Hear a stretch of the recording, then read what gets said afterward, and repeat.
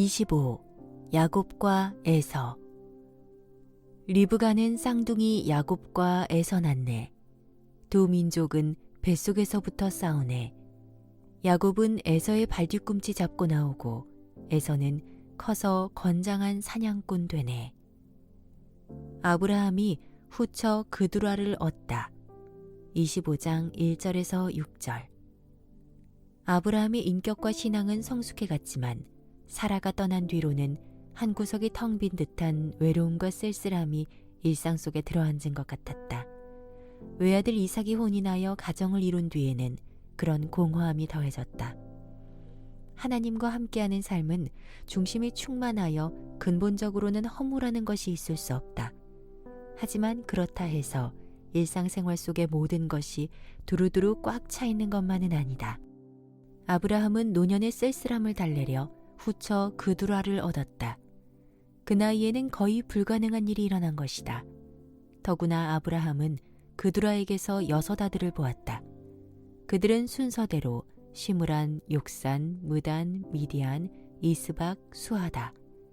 이들 중 둘째 욕산의 손자인 드단의 후손은 후일 강력한 아시리아 족속을 형성하여 큰 제국을 이루었다.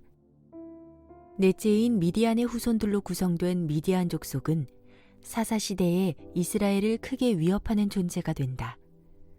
대족장이자 큰 부자인 아브라함은 자신의 소유물과 명의를 적자인 이삭에게 전부 물려주었다.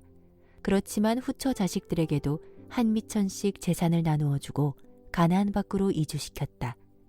팔레스타인 동쪽 아라비아 지역이다. 약속의 땅 가나안에 살고 있는 이삭에게서 멀리 떠나서 살도록 미리 조치를 한 것이다. 자신이 죽은 후에 혹여 생길지도 모를 이복 형제들 간의 알력과 재산 분쟁을 사전에 방지하기 위함이었다.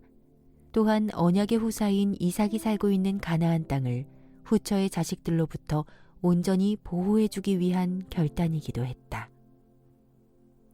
아브라함이 죽어 자기 조상들에게로 돌아가다. 25장 7절에서 11절. 아브라함이 175세가 되었다. 믿음의 조상도 나이는 속일 수가 없었다. 하루가 다르게 기력이 떨어져 갔다.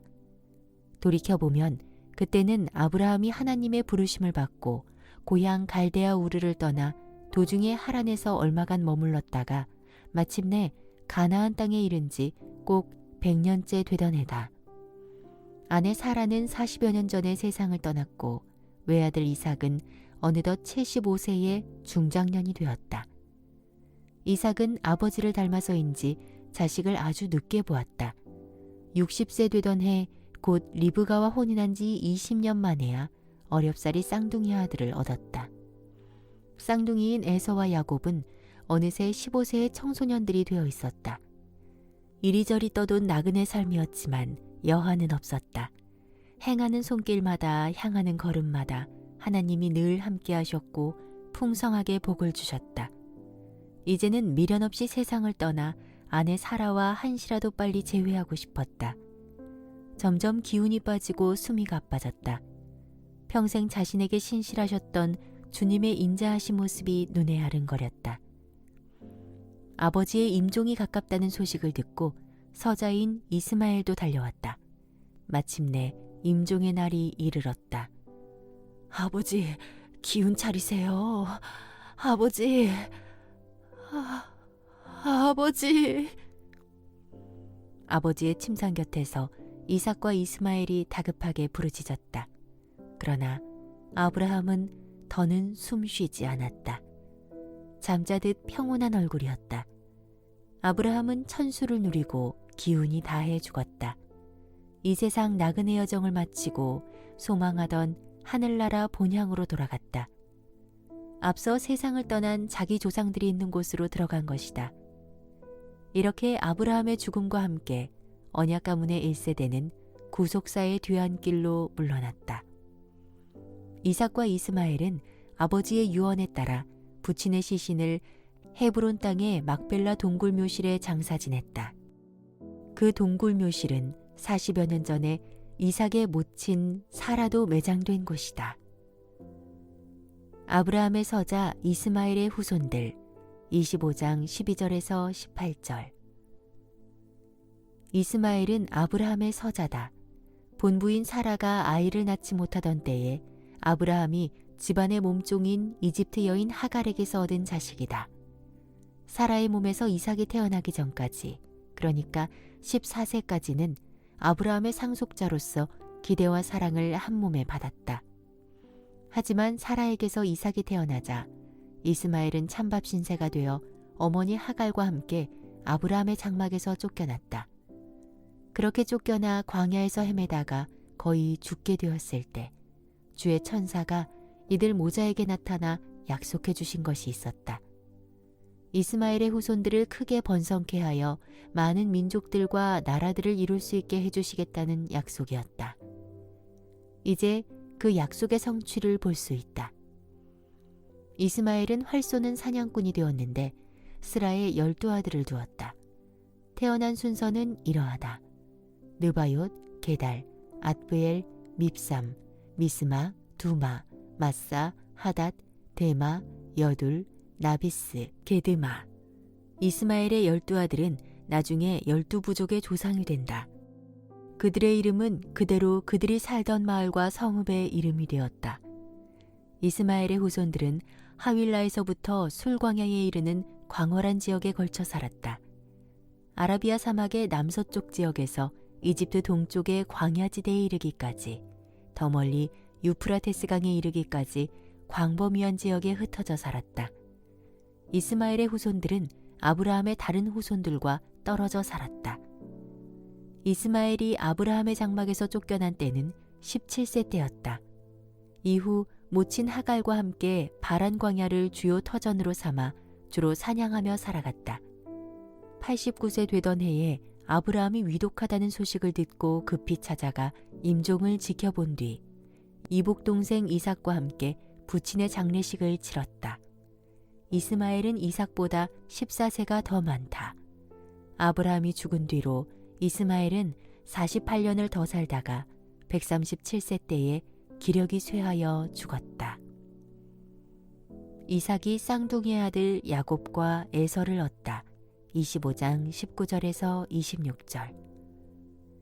아브라함의 죽음은 하나님의 구속사에서 언약의 1세대가 그 역할을 다하고 역사의 뒤안길로 물러났음을 뜻한다. 이제 언약 2세대가 구속사의 전면에 등장할 차례다. 이삭이 그 주인공이다. 이삭은 아브라함이 100세의 기적처럼 얻은 아들이다. 태어난 지 8일째에 할례를 받았고 3살 무렵에 젖을댔다. 이후 이삭은 모든 이들의 사랑과 관심을 한 몸에 받으며 아브라함의 장막에서 건강하게 자라났다. 이삭이 성장하여 어른이 되자 아브라함은 신앙의 순결성을 유지하고 혈통의 순수성을 보존하려고 언약 계승자 이삭의 배필을 아주 신중하게 골랐다. 멀리 하란 땅까지 가서 신부감을 구해왔다. 그녀가 바로 아브라함의 친동생인 나홀의 손녀 리브가다. 아버지는 브두엘이고 라반은 그녀의 오라비다. 라반은 나중에 야곱의 장인이 되는 인물이다. 이삭은 40세 때 리브가와 혼인했다. 그런데 혼인한 지 한참 지나도 자식이 생기지 않았다. 당시 140세의 아브라함도 손자보기를 학수고대했지만 집안 내력인지 아이가 쉽게 들어서지 않아 초조해했다. 이삭 부부는 모든 면에서 부족함이 없었지만 스라에 자식이 없었다. 그래서 이삭과 리브가 부부는 마음 한쪽이 늘 허전했다. 혼인한 여자가 아이를 낳지 못하는 것을 큰 수치로 여기던 시대였다. 그렇게 무자의 세월이 속절없이 길어졌다. 여보, 너무 걱정하지 말아요. 나의 모친께서도 90세 되어 나를 낳았다오. 그에 비하면 아직도 당신은 젊은 편이니 조만간에 하나님이 자식을 허락해 주실 것이요. 그러니 너무 초조해하지 말고 마음을 편히 가져요. 이삭은 아내 리브가를 따뜻한 말로 다독여 주었다. 리브가는 시아버님처럼 소시를 들여서라도 자식을 얻자고 슬쩍 운을 떼었지만 이삭은 그런 말도 되지 않는 소리 하지 말라며 펄쩍 뛰었다. 이삭에게는 오직 리브가 뿐이었다. 리브가는 남편이 다른 여자를 소실로 들이지 않는 것에 안심하면서도 한편으로는 늘 초조하고 불안했다. 그렇게 혼인한 지 20년이 흘렀다. 이삭은 어느덧 60세가 되었다. 이삭은 하루도 빠짐없이 기도를 드렸다. 주님, 제 부친 아브라함이 100세의 기적처럼 이 몸을 얻게 하신 것처럼 제게도 자식을 허락해 주옵소서. 아내가 자식을 가질 수 있도록 은총을 베풀어 주소서. 그런 기도가 통한 것일까? 마침내 하나님이 이삭의 기도에 응답하셨다. 리브가가 임신한 것이다. 여보, 배가 불러도 너무 불러오는 것 같아요. 아무래도 쌍둥이를 임신한 것 같네요. 얘들이 뱃속에서 뛰놀고 있는 것이 느껴져요. 과연 그랬다. 배가 부를수록 쌍둥이가 뱃속을 운동장 삼아 서로 치고받고 다투는 듯 요동쳤다. 힘들어 죽을 지경이었다. 리브가는 참다 못해 하나님께 기도했다. 하나님, 고통이 심해 견딜 수가 없어요. 제발 저를 좀 도와주세요. 그 기도를 들으신 주께서 리브가에게 말씀하셨다. 그 말씀은 놀라운 계시였다. 네 뱃속에 두 민족이 들어있도다. 두 민족은 네 뱃속에서부터 서로 갈라지리라. 한 민족이 다른 민족을 압도하게 되리니 형이 아우를 섬기게 되리라. 향후 구속사의 큰 줄기를 보여주는 위대한 계시였다. 쌍둥이 동생 야곱의 후손과 형 에서의 후손 사이에 전개될 상호 갈등과 분열과 종속의 역사가 그 몇 마디 속에 강력하게 암시되어 있었다. 리브가는 주께서 주신 이 신탁의 말씀을 마음 깊이 새겨두었다. 달이 차서 해산할 때가 되자 과연 리브가는 쌍둥이를 낳았다. 먼저 나온 아기는 온몸이 불구스레하고 온통 털투성이었다. 그래서 이삭은 그 아이의 이름을 에서라 지었다. 털이 많다는 뜻이다. 나중에 에서는 에돔이라는 별명으로도 불렸는데 그 뜻은 붉다란 뜻이다. 에서는 온몸이 붉었고 나중 일이지만 붉은 팥죽 한 그릇에 장자의 명분을 팔아넘기게 된다. 응애하는 울음소리와 함께 연달아 아기가 나왔다. 또 아들이었다. 아기 울음소리가 없던 이삭의 장막에 연신 울리는 갓난아이의 울음소리는 큰 경사가 아닐 수 없었다. 뒤이어 나온 아기는 앞서 나온 형의 발뒤꿈치를 꽉 붙들고 있었다. 그래서 이삭은 그 아이 이름을 야곱이라 지었다. 발 뒤꿈치를 붙잡다란 뜻이다. 리브가가 쌍둥이 아들을 낳았을 때 이삭은 60세로 혼인한 지 20년째 되던 해였다. 오랜 기도와 기다림 끝에 얻은 소중한 쌍둥이였다. 에서가 야곱에게 장자권을 팔다. 25장 27절에서 34절. 이삭 부부의 살뜰한 돌봄 속에 두 아이는 무럭무럭 자라났다. 쌍둥이 형제는 체형이나 성격 면에서 영 딴판이었다. 불구스레한 피부에 건장한 체격, 온몸에 털이 수북한 형 에서는 용맹스러운 사냥꾼이 되어 종일 들판에 나가 지내다시피 했다. 거칠고 야성적인 사내아이였다. 하얗고 부드러운 피부를 지닌 야곱은 조용한 성격이어서 주로 장막 안에 머물렀다. 강한 인상을 풍기는 에서와 대조적으로 야곱은 평온하면서도 내성적인 성격을 지녔다. 그는 주로 부모의 장막에 거하면서 하나님의 언약을 깊이 묵상하곤 했다. 에서는 하나님의 언약에는 관심이 없었고 날만 새면 들판으로 달려나가 사냥몰이에 재미를 붙여 날이 저무는 줄도 몰랐다. 아버지, 이 고기 좀 드셔보세요. 제가 오늘 사냥한 것이에요.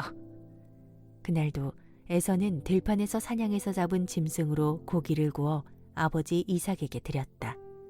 넌 어찌 그리 이 애비 마음을 잘 아느냐. 고기를 좋아하는 이삭은 그런 에서가 무척 마음에 들었다. 무엇보다 남자답고 씩씩했기 때문이다.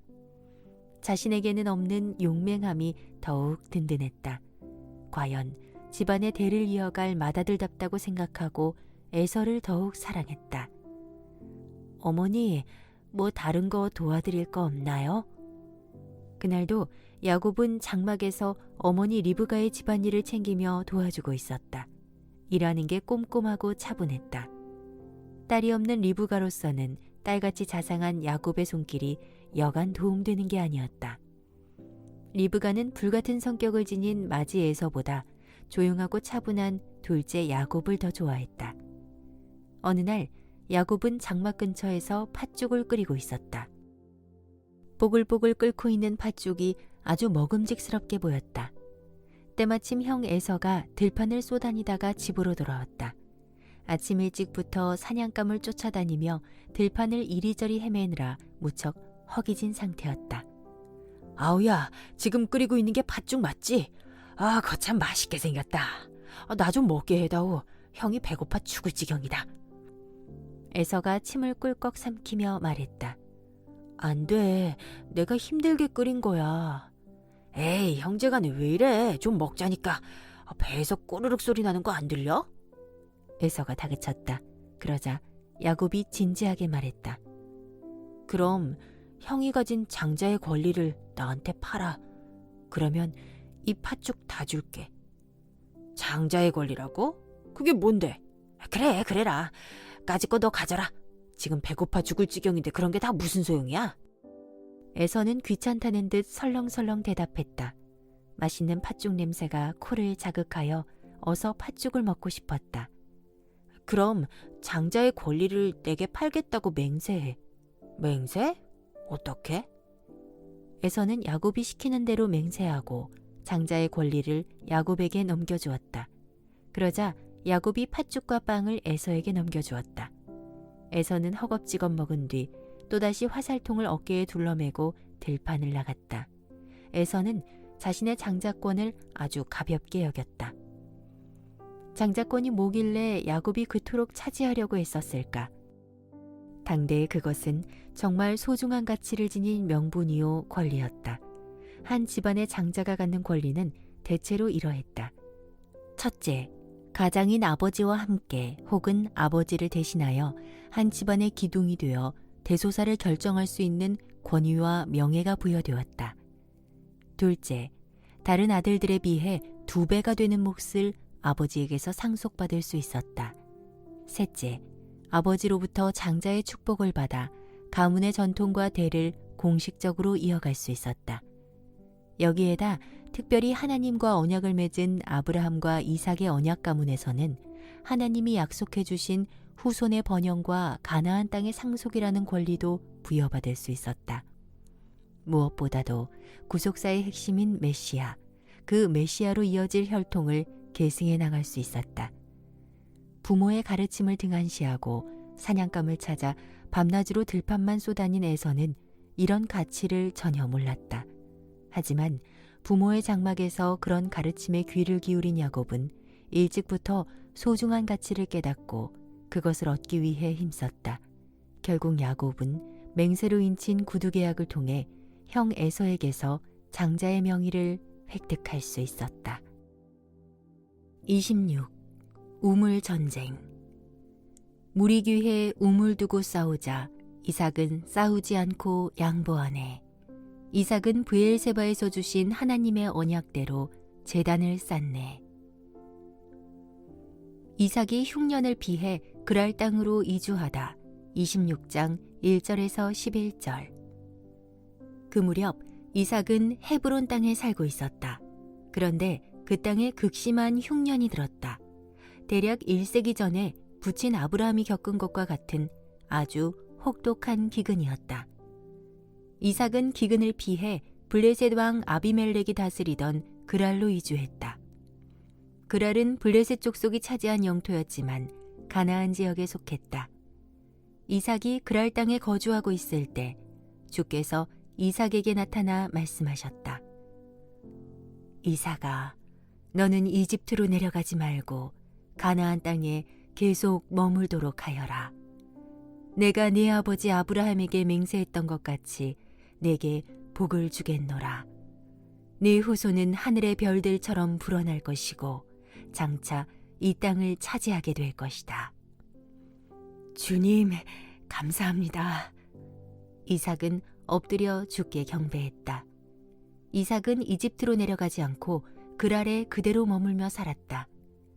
이삭의 아내 리브가는 매우 아리따워서 사람들의 눈에 단연 돋보였다. 그랄 사람들은 리브가에게 특별한 관심을 보였다. 저토록 아름다운 여인은 누구시오? 정말 보기 드문 미인이오. 그랄 사람들이 이렇게 물으면 이삭이 대답했다. 아, 네, 제 누이입니다. 그녀를 아내라고 고지곳대로 말하면 그곳 사람들이 아름다운 리브가를 차지하려고 자신을 죽일까봐 두려웠기 때문이다. 이삭은 오래전에 부친 아브라함이 저지른 실수를 자신도 모르게 그대로 반복하고 있었다. 아브라함은 아내 사라를 누이라고 소개했다가 2번이나 큰 곤욕을 치른 적이 있었다. 이삭이 그 전철을 밟고 있었다. 이삭은 꽤 오랫동안 그랄 땅에서 살았다. 이삭은 40세에 얻은 아내 리브가를 무척 사랑했다. 큰 무리를 이끄는 대족장들이 종종 여러 명의 첩을 들이곤 했지만 이삭은 오로지 리브가만을 사랑했다. 하루는 블레셋 왕 아비멜렉이 자기 집 창문에서 바깥을 내다보고 있다가 다정한 연인의 모습을 발견하고는 시선을 뗄 수 없었다. 이삭이 리브가를 다정스럽게 껴안고 있는 모습을 왕이 창문을 통해 우연히 목격한 것이다. 왕은 호기심이 나서 저들이 누구지? 가만히 있자. 저들은 우리 땅에 이주해온 이삭과 그의 누이가 아닌가? 그런데 어찌 된 일이지? 둘이서 부부처럼 자랑스럽게 껴안고 있지 않은가? 왕은 즉시 이삭을 불러들여 따져 물었다. 어찌 된 일이오? 내가 우연히 창문을 통해 보니 그대가 누이라는 여인을 사랑스럽게 껴안고 있었소. 내가 보기에 그 여인은 그대의 아내가 분명한데 어쩌자고 누이 동생이라고 했소? 이삭이 크게 당황해하며 어물어물 변명했다. 그게 실은 제 아내를 탐내는 이곳 사람들이 그녀를 차지하려고 이 몸을 죽일지도 모른다는 생각에 두려워서 그랬습니다. 사실 당시에는 그런 일이 종종 있었다. 이삭의 말을 듣고 아비멜렉 왕이 말했다. 그래, 그렇다고 그런 속임수를 쓴 거요. 하마터면 우리 백성 중 누군가가 그대 아내를 범할 뻔하지 않았소. 그대 때문에 우리가 큰 죄를 저지를 뻔했단 말이오. 하나님을 믿는 언약의 족장이 이방 왕에게서 이유 있는 책망을 듣는 부끄러운 순간이었다. 아비멜렉 왕은 즉시 자기 백성들에게 경고했다. 들어라! 누구든지 이 사람이나 그의 아내를 건드리는 자는 극형에 처해질 것이다. 그랄 땅에 이주한 이삭 부부에게 안전한 생활을 보장해 준 것이다. 모두가 하나님께서 언약의 후사인 이삭의 후원자가 되어주셨기에 가능한 일이었다. 이삭이 우물을 파고 블레셋 왕과 평화조약을 맺다. 26장 12절에서 33절. 그랄로 이주한 그해 이삭은 그 땅에서 농사를 지었다. 하나님이 복 주셔서 엄청난 소출을 거두었다. 이삭은 큰 부자가 되었다. 재산이 많이 불어났다. 가축대도 자꾸 불어났다. 남녀 종들도 많아졌다.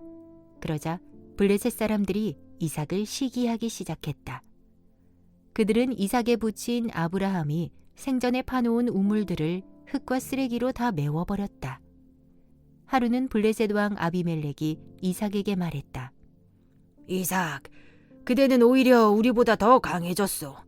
이제는 내가 감당하지 못하겠으니 우리 땅에서 떠나도록 하시오. 나날이 강성해지는 이삭의 세력이 은근히 위협적으로 느껴졌기 때문이다. 네, 그리하도록 하지요. 이삭은 대항하지 않고 순순히 성읍을 떠났다. 그는 온유한 성격을 지닌 평화의 사람이었다. 이삭은 그랄 땅을 떠나 어느 계곡으로 들어가 한동안 장막을 치고 살았다. 거기서 이삭은 부친 아브라함이 생전에 팠던 우물들을 다시 팠다. 부친이 죽은 뒤 블레셋 사람들이 그 우물들을 메워버렸는데 그런 우물들을 다시 되살려내곤 했다. 어느 날 이삭의 종들은 계곡에서 우물을 파다가 물줄기를 찾아냈다. 우물은 소중한 재산이었다. 더욱이 물이 귀한 가나안 남방의 사막지대에서는 생존의 열쇠나 마찬가지였다. 고생 끝에 그런 귀한 우물을 얻은 것이다. 그런데 샘이 터지자 그랄의 목자들이 이삭의 종들과 다투면서 그 우물을 자기들 것이라고 우겼다. 이삭은 그 우물을 에색이라 불렀다. 다툼이란 뜻이다. 이삭은 힘들게 얻은 우물을 통 크게 양보하고는 다른 곳에 다시 우물을 팠다. 거기서도 물이 나오자 역시 다툼이 생겼다. 그랄의 목자들이 적대적인 감정으로 또 시비를 걸었다. 이삭은 그 우물을 신나라 불렀다. 적대라는 뜻이다. 온유와 평화의 사람 이삭은 그 우물도 역시 양보하고 다른 장소로 옮겨갔고 거기서 또 우물을 팠다. 이번에도 물이 콸콸 솟아났지만 이번에는 다툼과 시비가 벌어지지 않았다. 이삭은 그 우물을 르호봇이라 불렀다. 활짝 트인 곳이란 뜻이다. 이삭이 주께 감사드렸다. 주께서 우리에게 탁 트인 땅을 주셨으니 우리가 이곳에서 번성할 수 있게 되었도다. 세월이 흘렀다. 이삭은 그랄 계곡을 떠나 부친 아브라함이 오랫동안 거주한 브엘세바로 이주했다. 그날 밤 주께서 나타나 이삭에게 말씀하셨다. 이삭아, 나는 네 아버지 아브라함의 하나님이다.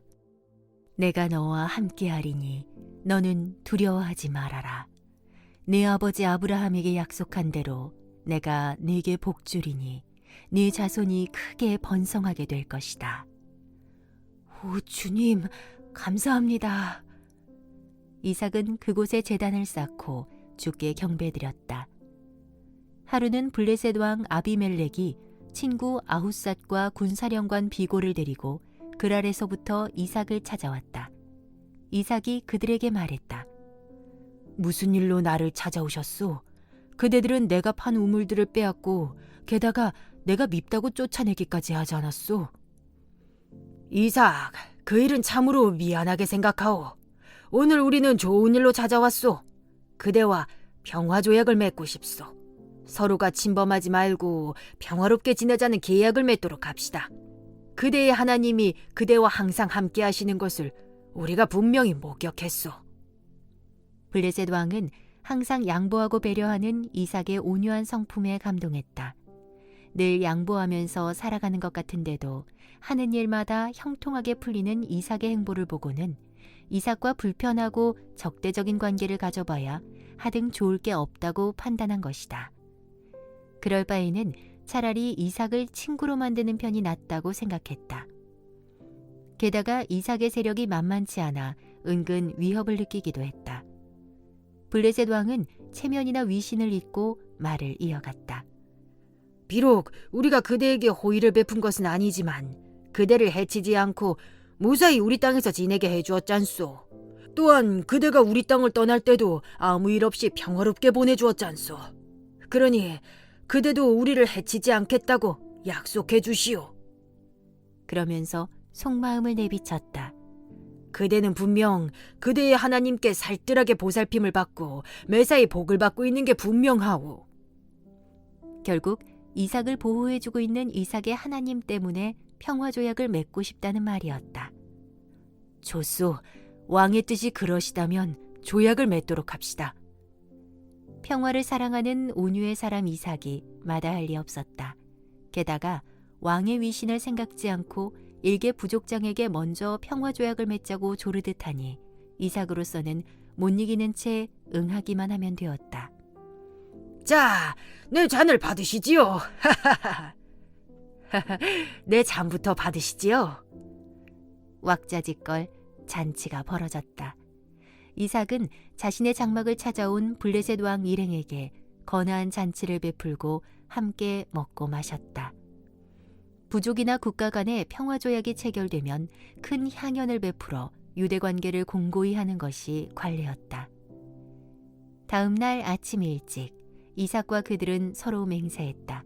그런 후 블레셋 왕 일행은 이삭의 환송을 받으며 평안히 자기네들 땅으로 떠나갔다.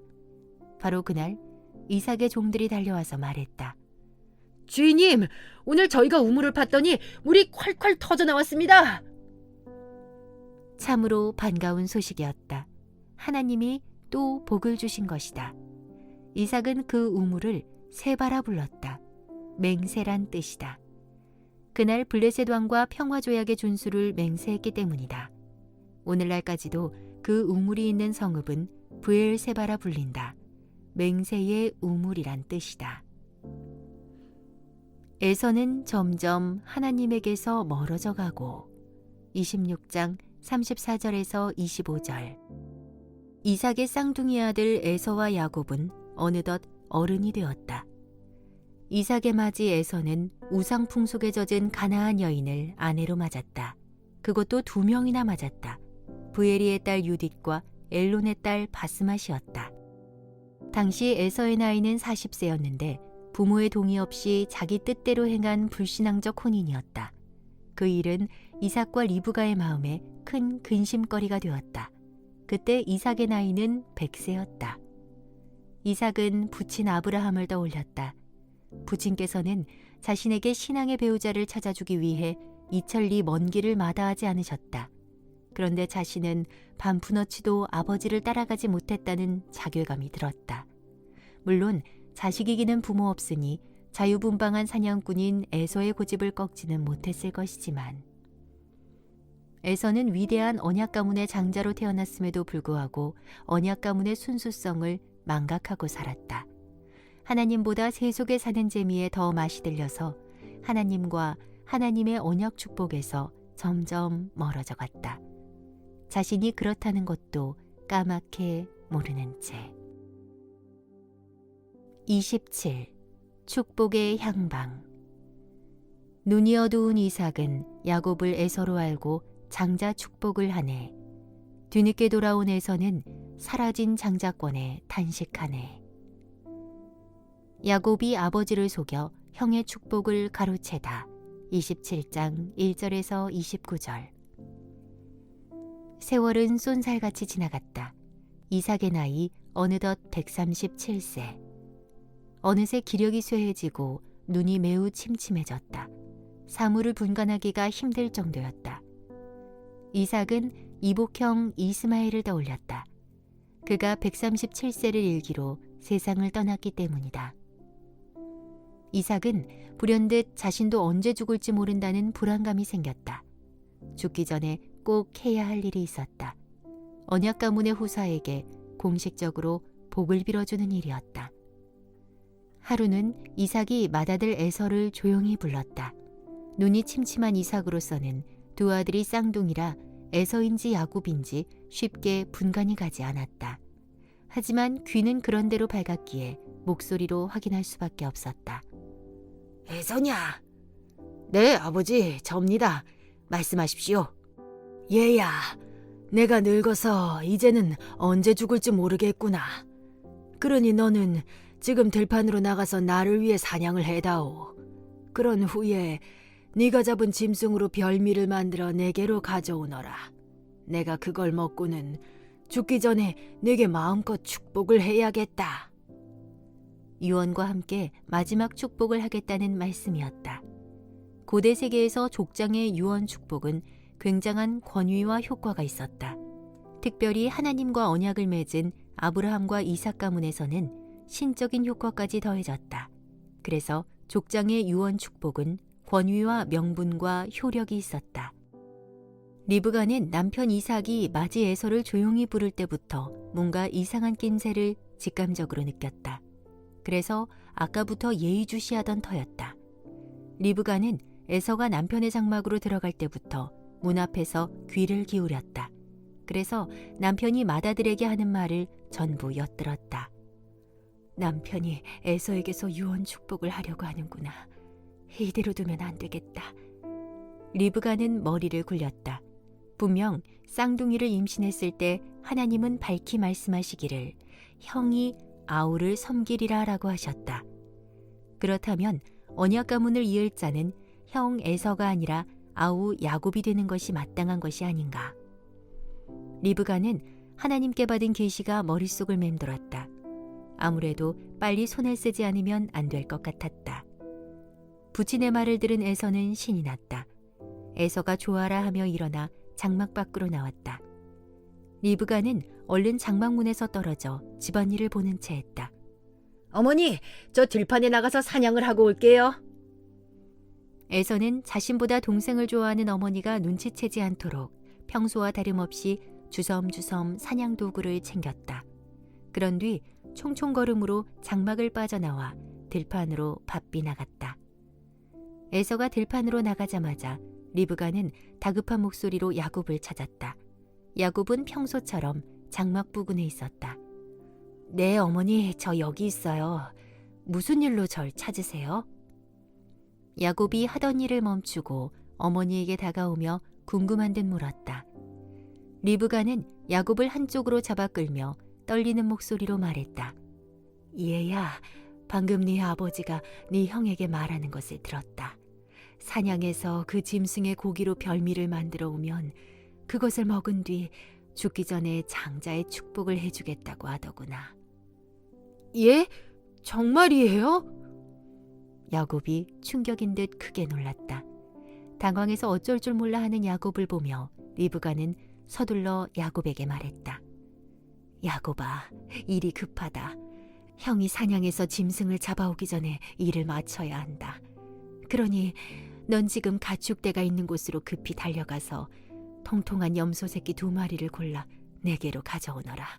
내가 그것으로 아버지가 좋아하는 요리를 만든 뒤에 네게 주겠다.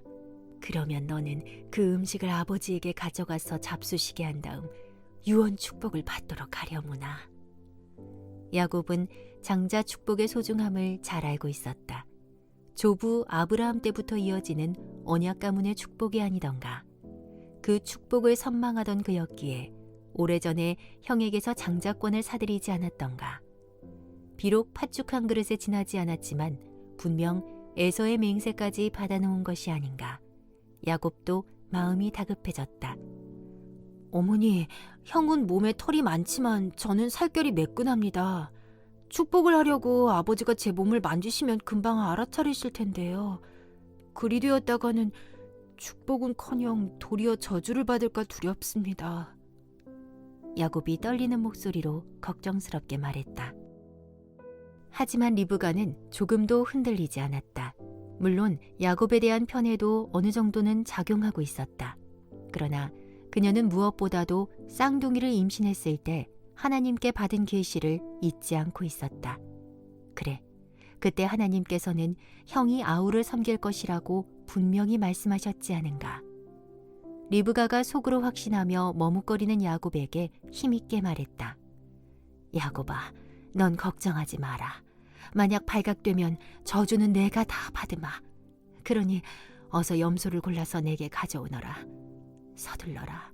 형이 먼저 짐승을 잡아오면 모든 게 다 그르치게 된단다. 그 말에 야곱도 마음이 급했는지 더 이상 묻지 않고 얼른 움직였다. 야곱은 가축대 중에서 염소 2마리를 골라 어머니에게로 끌고 왔다. 리브가는 그것을 잡아 이삭이 좋아하는 요리를 만들었다. 그런 뒤 리브가는 에서의 의복 가운데 좋은 것 하나를 골라 야곱에게 입혀주었다. 염소 털가죽을 사용해서 매끈한 야곱의 팔을 감아주고 목 부분도 감싸주었다. 눈이 침침하여 사물을 제대로 분간하지 못하는 이삭이기에 야곱을 에서처럼 그럴듯하게 변장시킨 것이다. 꾸며놓고 보니 제법 에서 같아 보이는구나. 이제 이 요리를 아버지에게 갖다 드리도록 하여라. 야곱은 어머니가 만든 별미 음식을 들고 아버지 앞으로 갔다. 아버지를 속이고 형의 축복을 가로챈다는 사실에 두려움이 밀려왔다. 저절로 손이 떨렸다. 안 돼. 침착하자. 침착해야 한다. 야곱은 주문을 외우듯 스스로를 달래고 진정시켰다. 아버지 이삭의 장막 문 앞에 이르러 야곱은 크게 심호흡한 뒤 결연한 자세로 들어갔다. 아버지, 제가 왔습니다. 누구냐? 에서냐? 네, 아버지의 맞이 에서입니다. 아버지께서 이르신 대로 다 행했습니다. 들판에서 짐승을 사냥한 뒤 그 고기로 별미를 만들어 왔습니다. 일어나셔서 제가 준비한 이 음식을 드셔보십시오. 그런 뒤에 저를 축복해 주세요. 얘야, 어떻게 이렇게 빨리 잡았느냐? 이삭이 의아한 듯 물었다. 네, 아버지. 하나님께서 오늘따라 사냥감을 빨리 잡을 수 있도록 도와주셨어요. 사냥감도 금방 나타났을 뿐 아니라 단번에 화살을 명중시켰어요. 오, 그래. 얘야, 그럼 이리 가까이 오려무나. 네가 정말 에서인지 한번 만져봐야겠구나. 눈이 침침한 이삭이지만 아무래도 목소리나 분위기가 에서와는 사뭇 다른 듯해서 이상하게 여겼던 것이다. 야곱은 등줄기가 서늘해졌다. 손에서는 식은땀이 났다. 만약 들통나는 날에는 심장이 요동쳤다. 하지만 이제 와서 물러설 수도 없는 노릇이다. 눈을 질끈 감고 아버지에게 다가갔다. 거참 이상하구나. 분명 목소리는 야곱인데 손은 에서의 손이로구나. 이삭이 더듬더듬 만져보고는 고개를 갸우뚱거렸다. 네가 정말로 에서가 맞느냐? 이삭이 확인하듯 다시 물었다. 네, 그럼요, 아버지. 제가 바로 에서예요. 오늘따라 바람이 세차게 부는 들판을 한참 쏘다니다 보니 목이 좀 이상해졌나 봅니다. 야곱이 임기응변으로 둘러댔다. 기어코 장자의 축복을 받겠다는 의지가 강했기에 어떡하든 고비를 넘기려 애썼다. 그래, 그럼 네가 만든 음식을 내 앞으로 가져오너라. 내가 먹고 마음껏 축복해주마. 이삭도 의심을 거두고 축복하기로 마음먹었다. 야곱은 안도의 한숨을 쉬며 어머니가 마련한 별미를 아버지 앞에 내놓았다. 이삭은 맛있게 먹었다. 아버지, 여기 포도주도 좀 드세요. 이삭은 거절하지 않고 포도주도 마셨다. 기분이 한결 좋아졌다. 음식을 다 먹은 뒤 이삭은 자세를 고쳐 앉으며 말했다. 나이는 많고 눈은 침침했지만 자세를 바로잡고 앉으니 대족장의 면모와 위엄이 풍겼다. 얘야, 이리로 다가와 내게 입을 맞추려무나. 네, 아버지. 야곱이 아버지 이삭에게 바짝 다가가 이마에 입을 맞추었다. 이삭이 아들의 옷에서 나는 냄새를 흠뻑 맡은 뒤 입을 열어 축복을 베풀었다. 풍성하고 신령한 축복이었다. 장차 기업으로 물려받을 가나안 땅의 풍요로움, 민족들과 열방들보다 뛰어날 것이며 모든 이들에게 복의 근원이 될 것이라는 위대한 축복이었다. 내 아들의 몸에서 나는 이 냄새여, 주께서 복 내리신 이 들판의 향기로다. 주께서 하늘 이슬로 이 땅을 기름지게 하시어 온갖 곡식과 포도주가 풍성히 맺히기를 비노라. 사람들마다 너를 섬기고 민족들마다 내게 무릎 꿇으리라. 내 비부치들 모두가 내게 다스림을 받겠고 내 어미에게서 난 자손들이 모두 네 앞에 무릎 꿇으리라. 너를 저주하는 자들에게는 저주가 내리고 너를 축복하는 자들에게는 복이 임하리로다. 축복을 빼앗긴 에서가 대성통곡하다. 27장 30절에서 40절. 야곱이 이삭의 축복을 받고 아버지의 장막에서 막 물러나왔을 때였다. 들판에서 짐승을 사냥하고 돌아온 에서는 이삭의 장막 밖에서 우렁찬 목소리로 아버지를 찾았다. 아버지, 제가 왔어요. 장막 밖에서 에서의 우렁찬 목소리가 들렸다. 맹세까지 하며 장자의 권리를 동생 야곱에게 넘겨준 사실은 까맣게 잊고 있었다. 그만큼 에서는 장자권을 가볍게 생각했다. 그럼에도 불구하고 아버지의 장자 축복은 집안의 맞이인 자신의 것이라고 철석같이 믿고 있었다. 어리석은 에서였다. 아버지, 일어나십시오. 제가 만든 별미를 드시고 제게 복을 베풀어 주세요. 에서는 자신이 사냥한 짐승으로 요리한 음식을 아버지 앞에 내밀었다. 장자 축복을 받는다는 생각에 에서의 목소리는 한껏 흥분돼 있었다. 아니, 너는 누구냐? 이삭이 의아하다는 듯 떨리는 목소리로 물었다. 뭔가 불길한 예감이 뇌리를 스쳤다. 네, 아버지. 전 아버지의 맞이 에서예요. 아까 아버지께서 말씀하신 대로 얼른 일어나셔서 제가 만든 별미를 드시고 제게 장자의 축복을 해주셔야죠. 아무 영문을 모르는 에서는 얼른 축복받고 싶어 애가 탔다. 이삭은 방금 야곱을 축복한 뒤 힘이 붙여서 자리에 누워 있었다. 그런 아버지를 에서가 부축해 일으켰다. 그런데 웬일로 아버지 이삭은 몸을 부들부들 떨며 말을 더듬거렸다. 아니, 이럴 수가. 그렇다면 방금 전에 내게 음식을 가져온 그 아이는 도대체 누구였단 말이냐? 나는 그 음식을 먹고 그 아이에게 모든 복을 빌어주었다. 그러니 그 아이가 복을 받을 것이다. 아버지, 그게 무슨 말씀이세요? 지금 무슨 말씀을 하시는 거예요? 이미 음식을 드시고 복을 빌어주었다니요? 누구한테요? 저는 축복을 받지 않았는데 축복을 이미 받은 그 자는 대체 누구란 말입니까? 에서의 목소리는 극도로 격앙되어 있었다. 아버지의 맞이인 제가 지금 음식을 가져왔단 말이에요. 제가 맞이 에서예요. 어서 드시고 제게 복을 빌어주셔야죠. 아버지, 제게도 복을 빌어주세요. 네? 아버지, 제발 제게도 복을...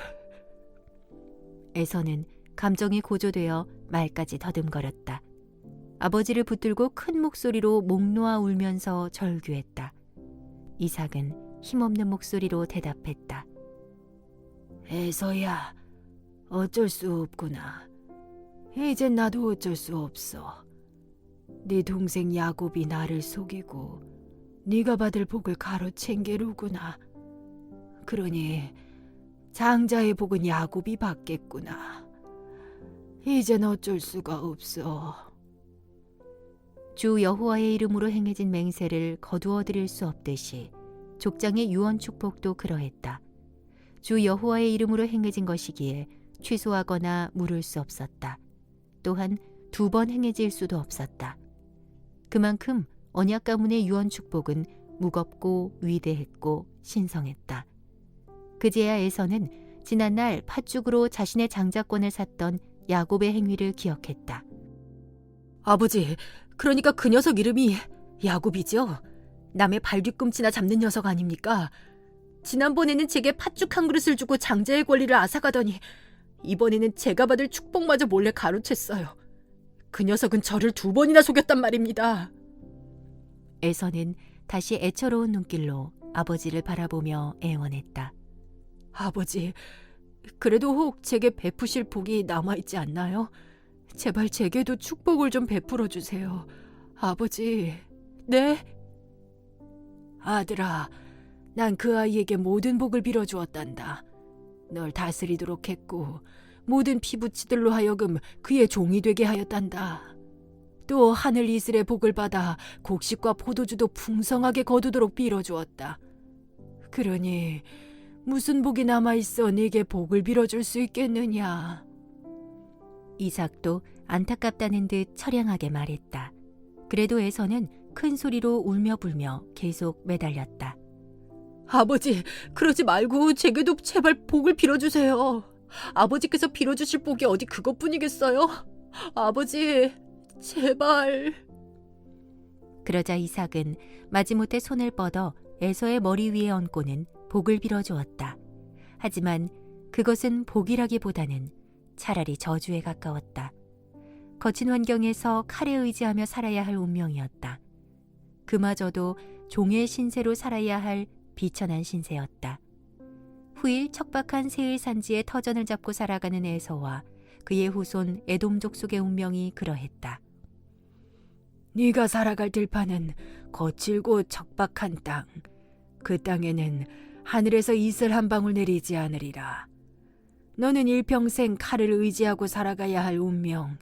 그럼에도 네 아우를 상전으로 섬겨야 하는 신생이 애써 힘을 길러 그 굴레를 벗어던지기를 비노라. 형과 동생의 운명은 그렇게 갈렸다. 동생 야곱은 장막의 사람답게 내성적이면서도 소심하고 꽤 많은 사람이었다. 하지만 그의 소심함과 잔꾀 뒤에는 영적인 것에 대한 갈망과 수용력이 숨어 있었다. 에서는 외향적이면서도 호탕했다. 하지만 그러한 세상적인 매력 뒤에는 영적인 것을 무시하고 가볍게 여기는 태도가 숨어 있었다. 인간적으로는 충분히 매력적인 사람이지만 신령한 것보다는 세속적인 것에 더 마음을 두었다. 언약 가문의 장자로 태어났으면서도 집안 대대로 내려오는 하나님의 언약을 하찮게 여겼다. 야곱은 자신의 약점과 단점에도 불구하고 신령한 것을 추구하여 마침내 하나님의 언약 축복을 취했기에 하나님께서는 계속 그를 찾으시고 돌보셨다. 야곱과 더불어 구속사를 이끌어 나가셨다. 그의 혈통을 통해 메시아 예수의 가계를 일구어 가셨다. 에서가 아우 야곱을 죽이려고 마음먹다. 27장 41절에서 46절. 야곱 이 녀석, 내 이 녀석을 반드시 죽이고 말리라. 에서는 뿌드득 이를 갈았다. 가슴속 깊이 원한을 품었다. 하지만 당장 어떻게 할 수는 없는 노릇이었다. 늙으신 아버지가 마음에 걸렸기 때문이다. 임종할 날이 멀지 않았다고 보고 아버지가 돌아가시면 그때 야곱을 죽여버리겠다고 단단히 벼르고 있었다. 야곱 이 녀석, 내가 언젠가는 반드시 널 죽이고 말겠어. 두고 보자. 에서가 입에 달고 다니는 말이 리브가의 귀에 들려오지 않을 도리가 있겠는가. 그냥 엄포로 하는 말이 아니었다. 그렇다고 리브가가 그런 말을 하지 말라고 맏아들에게 책망할 입장은 아니다. 어느 날 리브가는 에서의 눈을 피해 은밀히 야곱을 불렀다. 얘야, 큰일 났구나. 네 형이 너를 죽이려고 단단히 벼르고 있는 것 같다. 그래야만 한이 풀릴 모양이다. 리브가는 야곱에게 한 가지 방책을 일러주었다. 야곱아, 속히 몸을 피해 내 친정집이 있는 하란으로 떠나거라. 외삼촌 라반의 집에 머물면서 상황을 지켜보도록 하자꾸나. 시간이 지나 형의 분이 풀리면 그때 내가 사람을 보내 이곳으로 오라고 전가를 보내마. 이러다간 너도 애서도 목숨이 온전하기가 어렵겠다. 이 어미가 하루아침에 두 아들을 다 이룰 수 없지 않겠느냐. 에서가 분에 못 이겨 야곱을 죽이게 되면 에서 역시 살인자가 받을 형벌로 목숨을 잃게 될 것이다. 그 점을 걱정한 것이다. 사실 이번 일을 처음부터 꾸미고 주도한 사람은 리브가였다. 그녀가 쌍둥이를 임신했을 때 하나님께 받은 계시가 있었다. 게다가 그녀는 장막에서 자신의 일을 돕는 야곱을 편애했다. 리브가가 하나님의 계시에 따라 그 뜻과 경륜을 이루려고 한 것까지는 그렇다 쳐도 방법이 선하지 못했다. 하나님의 방법이 아니었다. 리브가는 자신의 섣부른 인간적인 방법으로 인해 하나님의 오묘한 섭리와 경륜에 따라 일이 선하게 이루어지지 못했다. 그래서일까? 사랑하는 아들 야곱을 하란으로 떠나보낸 후 리브가는 두 번 다시 그 아들을 보지 못하고 눈을 감고 만다. 속임수로 축복을 가로챈 야곱 역시 무수히 속고 속이는 파란만장한 일생을 살게 된다. 하나님의 선한 일은 언제나 그 방법까지도 선하고 옳아야 한다. 야곱에게 도피 계획을 일러준 뒤 리브가는 곧바로 남편 이삭을 찾아갔다. 나이 많고 눈이 침침한 남편은 야곱에 대한 에서의 살이와 형제간의 팽팽한 긴장감을 알아차리지 못했다. 이때 리브가는 에서의 두 아내인 헷족 속의 딸들을 핑계 삼았다. 두 며느리인 유딧과 바스만 이야기를 남편에게 했다. 여보, 하나님도 모르고 자기들 우상만 섬기려는 헷족 속의 며느리들 때문에 요즘 내가 미칠 지경이에요. 도무지 여호와 신앙을 받아들이려 하질 않아요. 사사건건 말대꾸도 심하고요. 날 아주 우습게 보는 것 같아요. 그래요. 사실을 말하자면 나도 그 점 때문에 많이 속이 상해요. 남편이 호응해주자 리브가는 힘을 얻어 더 열심히 속내를 털어놓는다. 만일 야곱마저 해쪽 속 여인을 아내로 맞아들인다면 정말이지 더는 살고 싶지 않아요. 더 이상 살아갈 맛이 없을 거예요.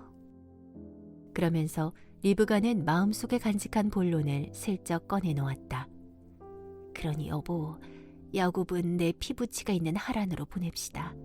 외삼촌 집에 머물면서 거기서 짝을 찾아 아내를 맞게 합시다. 일찍이 시아버님도 당신 짝을 찾으시려고 그곳으로 청지기를 보내지 않았어요. 그래서 절 만난 거고요. 그러니 야곱도 알았소. 잘 알겠소. 그거 좋은 생각이요. 그렇게 합시다. 리브가의 말에 이삭도 흔쾌히 허락했다. 리브가의 말이 구구절절 합당했고 자신도 이방 며느리들로 인해 속상한 일이 이만저만이 아니었기 때문이다.